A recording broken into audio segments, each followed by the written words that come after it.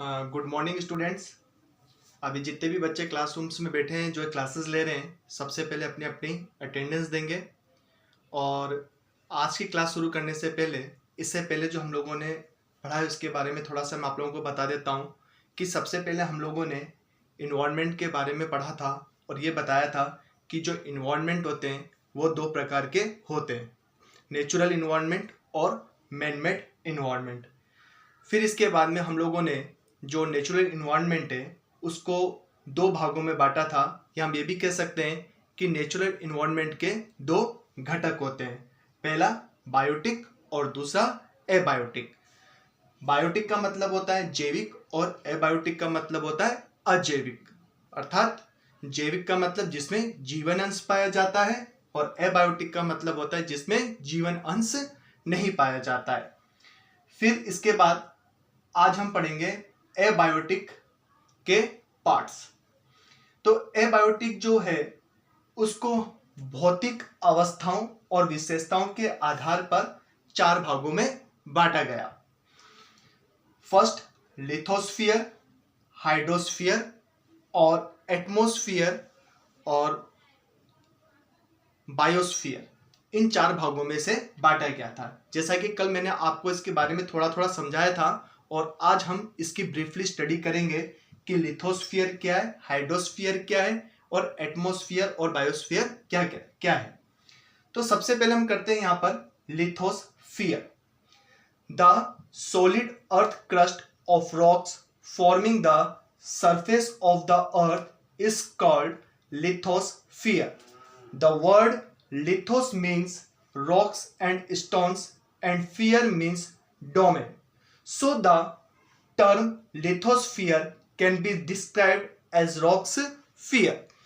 इसका मतलब यह है कि हमारी जो पृथ्वी है उसकी जो चट्टानी सतह है या चट्टानी जो परत है उसी को हम लोग क्या बोलते हैं, लिथोस्फीयर अर्थात स्थल मंडल।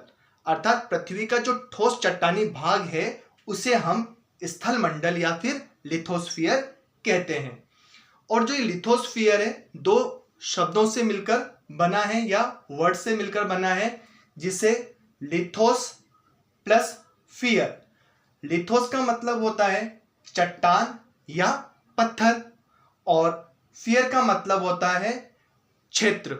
ठीक है, और क्षेत्र अर्थात डोमेन। इसलिए हम इस लिथोस्फीयर को हम चट्टान मंडल के रूप में भी वर्णित कर सकते हैं। और lithosphere has an average thickness of about 100 kilometre. अर्थात इसका मतलब यह है कि जो ये लिथोस्फीयर है, स्थल मंडल है, उसकी मोटाई या जो गहराई है वो कितनी है, 100 किलोमीटर। अर्थात जो ये धरातल है उस धरातल की ऊपरी सतह से लेकर नीचे तक का जो 100 किलोमीटर तक का जो भाग है उसे हम क्या कहते हैं, लिथोस्फीयर कहते हैं। और जो ये हमारा स्थल मंडल है इसका जो स्थल रूप है वो एक समान नहीं है, इसमें विभिन्नता पाई जाती है।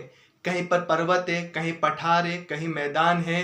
ठीक है, इस तरह से इसमें अनेक प्रकार की विभिन्नता देखने को मिलती है। इसके बाद हम आते हैं हाइड्रोस्फीयर पे। हाइड्रोस्फीयर का मतलब क्या होता है, जल मंडल। अर्थात हमारी पृथ्वी के सतह पर जो भाग जल से घिरा हुआ है, चाहे वो नदी के रूप में हो, महासागर या सागर के रूप में हो, चाहे वो बर्फ या फिर आपके हिम के रूप में आवृत हो, इन सब से मिलकर बनता है हमारा हाइड्रोस्फीयर अर्थात जलमंडल।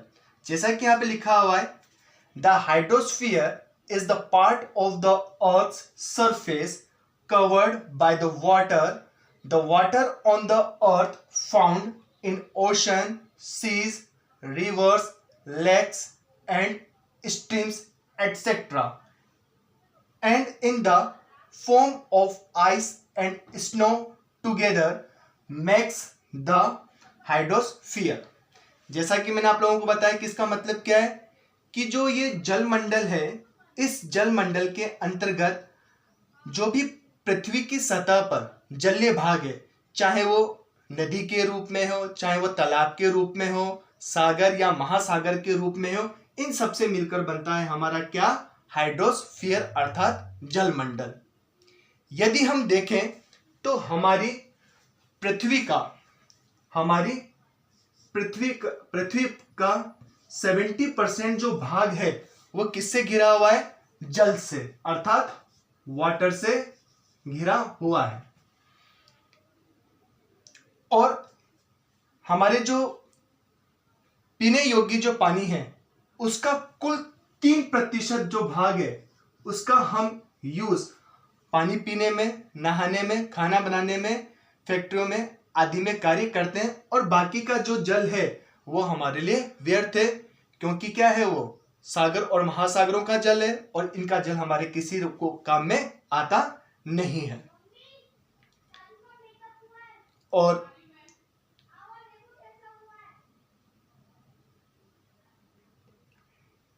इन सब से मिलकर हमारा यहां पर क्या बन जाता है? जल मंडल।